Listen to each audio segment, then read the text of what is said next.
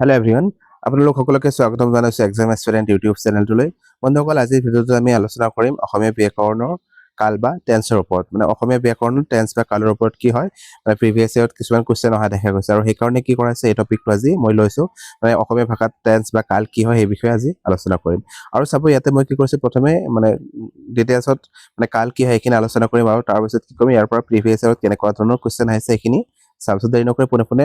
ভিডিঅ'টোৰ মাজলৈ আগবাঢ়ো ইয়াত মই প্ৰথমে লৈছো ইংৰাজী ভাষাত টেন্স বা কাল কি হয়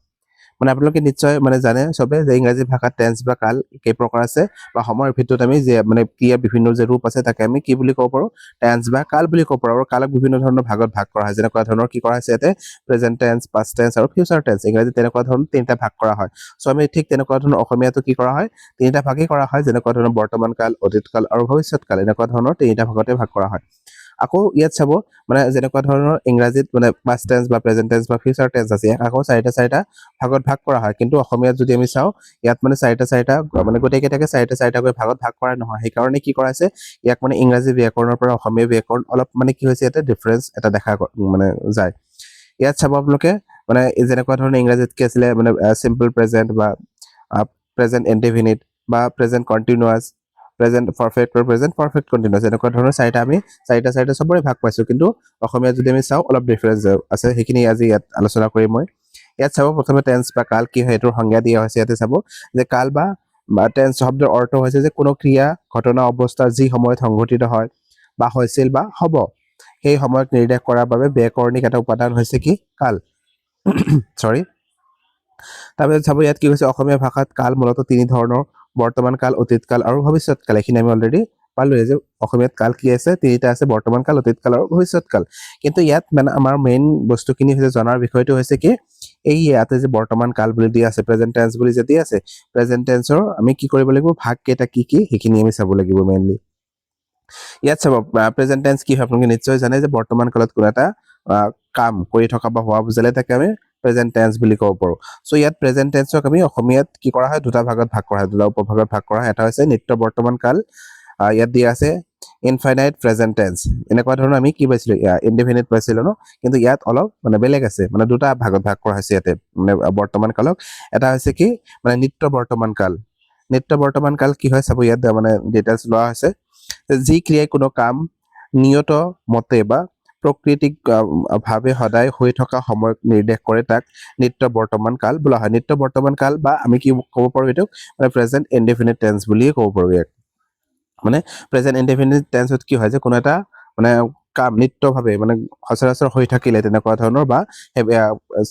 চিৰন্তন সত্য ঘটনা হ'লে তাক আমি কি বুলি কওঁ প্ৰেজেন্ট ইনডেফিনিট টেন্স বুলি কওঁ ঠিক ইয়াতেও কি কৰাইছে নিত্য বৰ্তমান কালত ঠিক তেনেকুৱা ধৰণে হৈছে যে মানে ইয়াত কোনো এটা কাম নিৰ্দেশ কৰিছে বা কোনো এটা কাম কি হৈছে হেবিচুৱেলভাৱে হৈ আছে বা চিৰন্তন সত্য যিবোৰ ঘটনা আছে ইয়াকে আমি কি বুলি ক'ব পাৰোঁ নিত্য বৰ্তমান কাল বুলি ক'ব পাৰোঁ যেনেকুৱা ধৰণৰ ইয়াত মানে কিছুমান উদাহৰণ লোৱা আছে যে বহাগত কুলিয়ে মাতে মানে এইটো কি হয় বহাগ মাহ আহিলে কুলিয়ে মাতিবই এইটো মানে প্ৰকৃতিগতভাৱে এইটো সঁচা কথা হয় চ' এইটো কি হয় এইটো এটা মানে প্ৰেজেন্ট ইনডেফিনিট টেন্সৰ উদাহৰণ হয় বা নিত্য বৰ্তমান কালৰ উদাহৰণ হয় তাৰপিছত কৈছে সূৰ্য পূব পিনে উদয় হয় মানে এইটোও কি হয় এইটো চিৰসত্য ঘটনা হয় তাৰপিছত পৃথিৱী সূৰ্যৰ চাৰিওফালে ঘূৰে বা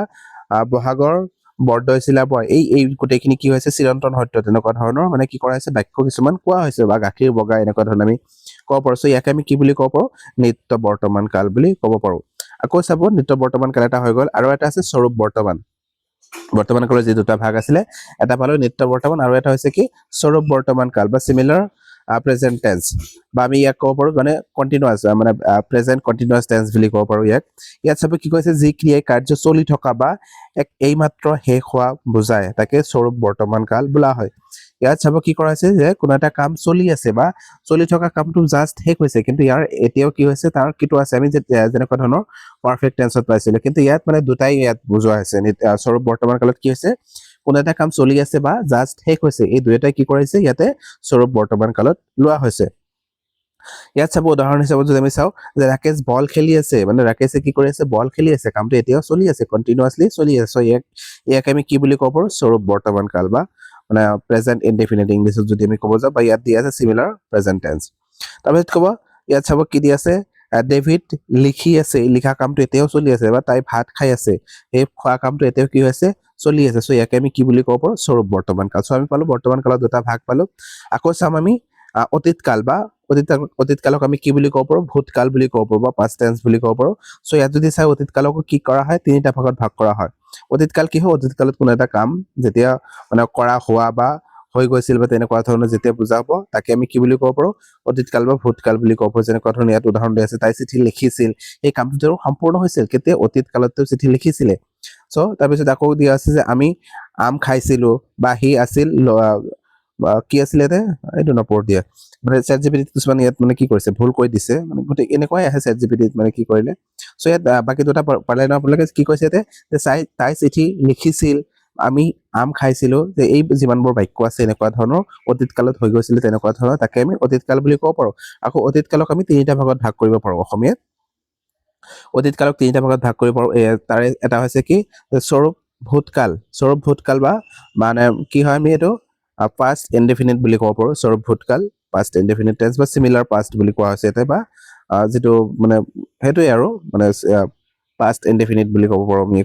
ইয়াত চাব পাষ্ট ইনডেফিনিট কি হয় যে যি ক্ৰিয়াই কোনো কাম আগতে শেষ হৈ যোৱা বুজায় তাকে স্বৰূপ ভূতকাল বোলা হয় যে যেতিয়া কোনো এটা কাম আগতে শেষ হৈ গৈছে কমপ্লিট হৈ গৈছে অলৰেডি সো ইয়াকে আমি কি বুলি ক'ব পাৰো স্বৰূপ ভূতকাল বুলি ক'ব পাৰো যেনেকুৱা ধৰণৰ ইয়াত উদাহৰণ কিছুমান লোৱা হৈছে যে পানাই এইখন বিদ্যালয়ত পঢ়িছিল মানে পানাই কি কৰিছিলে এই বিদ্যালয়খনত পঢ়িছিল এই কামটো তেওঁ অলৰেডি শেষ হৈ গৈছে আগতে সো ইয়াকে আমি স্বৰূপ ভূতকাল বুলি ক'ম তাৰপিছত কৈছে তাই ভাত খাইছিল মানে সেই খোৱা কামটো কমপ্লিট হৈ গৈছে সি ইয়াতে বাস কৰিছিল মানে সেইখিনি মানে কমপ্লিট হৈ গৈছে ইয়াকে আমি স্বৰূপ ভূতকাল বা মানে পাষ্ট ইনডেফিনিট বুলি ক'ব পাৰো তাৰপিছত দি আছে অপূৰ্ণ ভূতকাল অপূৰ্ণ মানে এইটো সম্পূৰ্ণ হোৱা নাই মানে পাষ্ট কণ্টিনিউৱাছ বুলি আমি ক'ব পাৰো ইংৰাজীত ক'লে বা ইনকমপ্লিট পাষ্ট মানে অপূৰ্ণ ভূতকাল সো ইয়াত যদি চাওঁ অপূৰ্ণ ভূতকাল কি হয় চাব ইয়াত দি আছে যি ক্ৰিয়াই কাম অতীতত ঘটা কোনো ক্ৰিয়াৰ আগতে সংঘটিত হোৱা বুজায় সেই ক্ৰিয়াক বা কালক কি কৰা হয় অপূৰ্ণ ভূতকাল বুলি কোৱা হয় মানে আগতে আৰম্ভ হৈছিলে বা আগতে মানে সেই সময়তে চলি আছিল তেনেকুৱা ধৰণৰ যদি অৰ্থ প্ৰকাশ কৰে তাকে আমি কি বুলি ক'ব পাৰো অপূৰ্ণ ভূতকাল বুলি ক'ব পাৰো বা পাষ্ট কণ্টিনিউৱাছ টেন্স বুলি ক'ব পাৰো যেনেকুৱা ধৰণৰ ইয়াত উদাহৰণ দিয়া হৈছে যে লীলা অহাৰ সময়ত মই লিখি আছিলো মানে লীলা যেতিয়া আহিছিল মই সেই সময়ত কি কৰি আছিলো লিখি আছিলো মানে অতীতকালত কামটো চলি আছিলে সো ইয়াকে আমি কি বুলি ক'ব পাৰো মানে অপূৰ্ণ ভূতকাল বা স্বৰূপ নহয় একচুৱেলি মানে অপূৰ্ণ ভূতকাল বা পাষ্ট কণ্টিনিউৱাছ টেন্স বুলি ক'ব পাৰো আকৌ মানে ইয়াত চাব সাম্ভাব্য ভূতকাল এটা মানে কি আছে সাম্ভাব্য মানে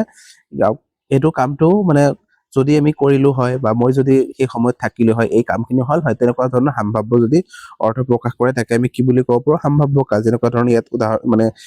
কিটো দিয়া হৈছে সংজ্ঞাটো যে অতীতকালত কোনো এটা ক্ৰিয়াৰ কাম সম্পন্ন হোৱাৰ কথা আছিল যদিও ক্ৰিয়াৰ কাম সম্পন্ন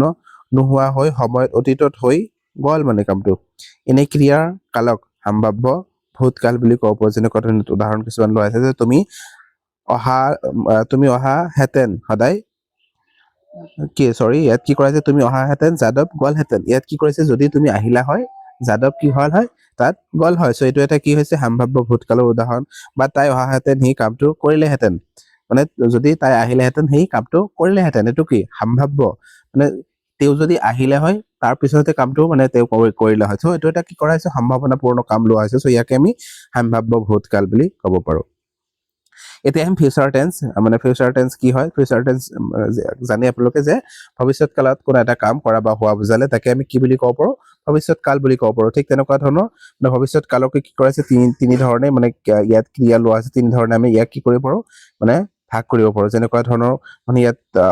কোৱা হৈছে যে নিৰ্দেশক মানে নিৰ্দেশ দিয়া তেনেকুৱা ধৰণৰ অৰ্থ বুজালে তাক আমি মানে নিৰ্দেশক বুলি ক'ব পাৰো যেনেকুৱা ধৰণৰ ইয়াত উদাহৰণ কিছুমান লৈছে আমি দিল্লীলৈ যাম মানে কি কৰাইছে আমি দিল্লীলৈ যাম ইয়াত মানে কোনোবাই কিবা এটা সুধিছে বা কৈছে আৰু সেই এনচাৰত মই কৈছো যে আমি দিল্লীলৈ যাম বা মই দিল্লীলৈ যাম সো এইটো কি হয় নিৰ্দেশক অৰ্থত এইটো তেনেকুৱা ধৰণৰ বুজোৱা হয় আৰু এটা আছে অনুজ্ঞা অৰ্থত বা ইম্পাৰেটিভ মানে ফিউচাৰ বুলি কোৱা হৈছে ইয়াতে ইম্পাৰেটিভ ফিউচাৰ সো অনুজ্ঞা অৰ্থত কিছুমান মানে তেনেকুৱা ধৰণৰ ফিউচাৰ টেন্সত মানে বুজোৱা হয় বা ভৱিষ্যৎ কালত বুজোৱা হয় যেনেকুৱা ধৰণৰ তুমি বিদ্যালয়লৈ যাবা ইয়াত কি কৰা হৈছে তেওঁক মানে কোৱা হৈছে ন কামটো অনুজ্ঞা দিয়া হৈছে বা আজ্ঞা দিয়া হৈছে সো ইয়াকে অনুজ্ঞা বুলি আমি ক'ব পাৰো যে তুমি বিদ্যালয়লৈ যাবা বা তুমি বজাৰলৈ যাবা মানে যাবলৈ কোৱা হৈছে তেনেকুৱা ধৰণৰ অনুজ্ঞা কৰা হৈছে সো ইয়াকে আমি কি বুলি ক'ব পাৰো অনুজ্ঞা মানে অৰ্থত তেনেকুৱা ধৰণৰ বুজাব পাৰো আৰু এটা হৈছে চলন্ত ভৱিষ্যৎকাল কি হয় মানে ভৱিষ্যৎকালত কোনো এটা কাম চলি থাকিব তেনেকুৱা ধৰণৰ বুজালে তাকে আমি চলন্ত ভৱিষ্যৎকাল মানে বুলি ক'ব পাৰো ইয়াত যেনেকুৱা ধৰণৰ উদাহৰণ লৈছে যে আমি লিখি থাকিম মানে ভৱিষ্যৎকালত আমি কি কৰিম ভৱিষ্যতত কামটো মই কৰি থাকিম বা মই লিখি থাকিম বা আমি লিখি থাকিম ইয়াত লোৱা হৈছে এইটো ইয়াকে আমি চলন্ত ভৱিষ্যৎকাল বুলি ক'ব পাৰো বা ফিউচাৰ কন্টিনিউয়াছ টেন্স বুলি ক'ব পাৰো আৰু এটা লোৱা হৈছে ইয়াতে চাব এক্সট্ৰাকে মানে ইয়াত এটা কি সংযোজক কৰা হৈছে যে সংযোজক বা যৌগিক কাল কি হয় যেতিয়া ক্ৰিয়াৰ মূলৰ ৰূপৰ লগত মানে সহায়ক ধাতু যেনে আছে আছিল হ'ব যোগ কৰি কি কৰা হয় যৌগিক কাল বা কম্পাউণ্ড টেন্স মানে গঠন কৰা হয় যেনেকুৱা ধৰণৰ ইয়াত ক'ব পাৰো যে উদাহৰণ হিচাপত যে মই আহি থাকিম মানে মই কি কৰিম আহি থাকিম ইয়াকে সংযোজিত বা সংযোজক কাল বুলি কোৱা হয় চাব আপোনালোকে ইয়াত পালো আমি ইংৰাজীতকৈ কি হৈছে ইয়াত ডিফাৰেন্স আছে ন আমি পাষ্ট টেন্স বা ফিউচাৰ টেন্স বা কি আছিলে প্ৰেজেন্ট টেন্সক আমি চাৰিটা ভাগ পাইছিলো কিন্তু ইয়াত তাৰ সম্পূৰ্ণ বেলেগ পালো আমি মানে প্ৰেজেন্ট টেন্সক দুটা ভাগত ভাগ কৰা হৈছে এটা নিত্য বৰ্তমান কাল আৰু এটা হৈছে স্বৰূপ বৰ্তমান কাল ঠিক তেনেকুৱা ধৰণৰ আমি পাষ্ট টেন্স বা অতীত কালক তিনিটা ভাগত ভাগ পালো আমি স্বৰূপ ভূতকাল বা অপূৰ্ণ ভূতকাল আৰু এটা হৈছে কি সম্ভাৱ্য ভূতকাল আৰু আমি ফিউচাৰ টেন্সকো তেনেকুৱা ধৰণৰে পালো যে নিৰ্দেশক অৰ্থত বুজোৱা হয় বা অনুগ্ৰহ অৰ্থত এটা ফিউচাৰ টেন্সত বুজোৱা হয় আৰু চলন্ত ভৱিষ্যৎ কালতো তেনেকুৱা ধৰণৰ কি কৰা হয় বুজোৱা হয় এইখিনি পালো এইখিনি আছিলে মূল কথা এতিয়া আমি ইয়াৰ পৰা কেনেকুৱা ধৰণৰ প্ৰিভিয়াছ ইয়াৰত কুৱেশ্যন আহিছিল ইয়াত চাব মানে কিছুমান কুৱেশ্যন দিয়া হৈছে ইয়াতে যে জমা কৰি ৰখাৰ ব্যৱস্থা নোহোৱা হলে শস্যবোৰ অবাবতে নষ্টহে হলহেঁতেন এইবোৰ কুৱেশ্যন আপোনালোকে নিজে কৰিব এতিয়া মানে নিজে কৰিবলৈ চেষ্টা কৰিব তেতিয়াহে কি হ'ব আপোনালোকে কিমান বুজিছে বা বুজি পাইছে নে নাই সেইখিনি মানে ভাল হ'ব আপোনালোকৰ এই উদ্ধৃত বাক্যটোত কাল নিৰ্ণয় কৰিব দিছে মানে এই যে বাক্যটো দিছে এই বাক্যটো কেনেকুৱা ধৰণৰ কাল ইয়াত ব্যৱহাৰ কৰা হৈছে ইয়াত আমি পালো ন ইয়াত চাব কি কৈছে জমা কৰি ৰখাৰ ব্যৱস্থা নোহোৱা হলে ইয়াত সম্ভাৱনা বুজোৱা হৈছে ন সেই সময়ত যদি জমা কৰি ৰখাৰ ব্যৱস্থা নাথাকিলে হয় শস্যখিনি কি কল হয় এনেই নষ্ট হৈ গলহেঁতেন সেইটোৱে বুজোৱা হৈছে এইটো কি কৰাইছে অতীত কালত কি কৰা হৈছে সম্ভাৱ্য তেনেকুৱা ধৰণৰ মানে সম্ভাৱ্য ভূতকাল বুলি আমি ক'ব পাৰিছো অপশ্যন নম্বৰ 4 টো হ'ব ইয়াৰ শুদ্ধ উত্তৰ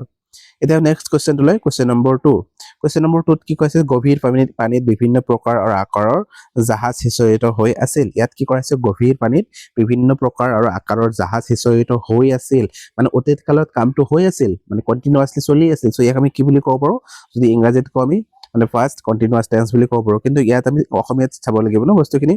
ইয়াত যদি আমি চাব যাওঁ মানে আমি কি পালো স্বৰূপ শব্দটো পাইছো ন স্বৰূপ মানে চলি থকা বুজাইছিলে তেনেকুৱা ধৰণৰ ইয়াত যদি আমি চাওঁ অপশ্যন নম্বৰ যিটো 1 আছে এইটো ইয়াৰ শুদ্ধ উত্তৰ হ'ব যে স্বৰূপ ভূতকাল বুজোৱা হৈছে মানে স্বৰূপ ভূত মানে কি পালো আমি পাষ্ট মানে অতীত কাল এইটো স্বৰূপ ভূতকালৰ এটা উদাহৰণ হ'ব এতিয়া নেক্সট কুৱেশ্যনটো লৈ কুৱেশ্যন নম্বৰ 3 কি কৈছে চাব যে বেছিভাগ পতংগৰে গাত বিভিন্ন ৰঙৰ দাগ পাতি বা চিন আদি থাকে ইয়াত কি কৰা হৈছে মানে বেছিভাগ পতংগ কীট বা পতংগবোৰ যে থাকে ফৰিংবোৰ যে থাকে এইবোৰ গাত কি থাকে বিভিন্ন ধৰণৰ দাগ থাকে কিছুমানত কি থাকে পাতি বা চিন থাকে আদি থাকে এই যে থাকিছে এইখিনি কেনেকুৱা ধৰণৰ মানে টেন্স হ'ব এইটো ক'ব লাগে ইয়াত যদি আমি চাব যাওঁ মানে এইটো কি কৰা হৈছে মানে এইটো প্ৰকৃতিকভাৱে হৈছে তেনেকুৱা ধৰণৰ হৈছে নে নাই যে পতংগবোৰৰ গাত বিভিন্ন ধৰণৰ দাগ থাকিবই বা ফৰিংবোৰৰ গাত বিভিন্ন ধৰণৰ দাগ থাকিব বা চিন থাকিবই এইটো আমি যদি চাব যাওঁ কি টেন্সৰ হ'ব এইটো মানে বৰ্তমান কালৰ হ'ব এইটো আৰু বৰ্তমান কালৰ ভিতৰত যদি আমি চাব যাওঁ সিম্পল প্ৰেজেন্ট বা প্ৰেজেন্ট ইনডেফিনিট টেন্সৰ হ'ব বা নিত্য বৰ্তমান কাল অসমীয়াত যদি আমি চাব যাওঁ অসমীয়াত নিত্য বৰ্তমান কালটো ইয়াৰ শুদ্ধ উত্তৰ হ'ব এতিয়া নেক্সট কুৱেশ্যনটো লৈ কুৱেশ্যন নম্বৰ 4 কি কোৱা হৈছে চাব যে সূৰ্য পূব দিশত উদয় হয় এই বাক্যটো কোনটো কালৰ উদাহৰণ আমি পালো ন অলৰেডি এইটো উদাহৰণ হিচাপে লোৱা হৈছিল তাত যে সূৰ্য কি হৈছে পূব দিশত উদয় হয় এইটো কি হয় এটা চিৰন্তন সত্য ঘটনা হয় ইয়াক আমি কোনটো টেন্সৰ ভিতৰত ধৰিব পাৰো নিত্য বৰ্তমান কাল বা প্ৰেজেন্ট ইনডেফিনিট টেন্সৰ ভিতৰত ধৰিব পাৰিম অপশ্যন নম্বৰ 2 টো হ'ব ইয়াৰ শুদ্ধ উত্তৰ এতিয়া নেক্সট কুৱেশ্যনটো লৈ কুৱেশ্যন নম্বৰ 5 কৈছে যে মই চিঠি এখন লিখি আছো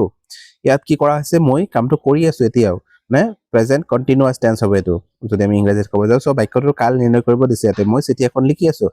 এই প্ৰেজেন্ট কন্টিনিউয়াছ টেন্সক আমি কি হিচাপত লিখিব পাৰো মানে স্বৰূপ বৰ্তমান স্বৰূপ মানে কি হয় চলি থকা বুজাইছে বা অপূৰ্ণ বুলি মানে আমি ক'ব পাৰো মানে কামটো এতিয়াও সম্পূৰ্ণ হোৱা নাই অপূৰ্ণ বুলিও থাকিব পাৰে